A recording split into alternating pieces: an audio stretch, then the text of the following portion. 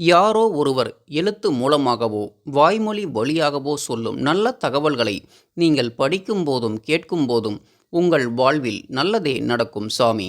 இறைவன் எல்லோருக்கும் நேரில் வருவதில்லை. ஏதாவது ஒரு வகையில் உங்களுக்கு உணர்த்துவார். நல்லதை திரும்ப திரும்ப பேசும்போதும் படிக்கும்போதும் பிறர் சொல்ல கேட்கும்போதும் உங்கள் வாழ்வில் முன்னேற்றம் வரும் சாமி. என் மீது நம்பிக்கை வைத்து என் சன்னதி வா. நம்பிக்கை இல்லாமல் ஒருபோதும் வராதே. என்னை நம்பு, காரியம் கைகூடும். நீ கேட்டதை நான் தரும் நேரம் வந்துவிட்டது, கவலைப்படாதே. என்னை பார்க்க எதற்காக வந்தாயோ மகனே, அது நிச்சயமாக உனக்கு கிடைக்கும், கவலைப்படாமல் போப்பா.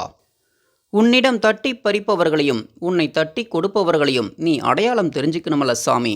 அதற்காகத்தான் இந்த சூழ்நிலையை கொடுத்துள்ளேன். பயப்படாதே, எது நடந்தாலும் அது உனக்கு சாதகமாக மாறும். நான் மாற்றி அமைப்பேன், தைரியமாயிரு சாமி.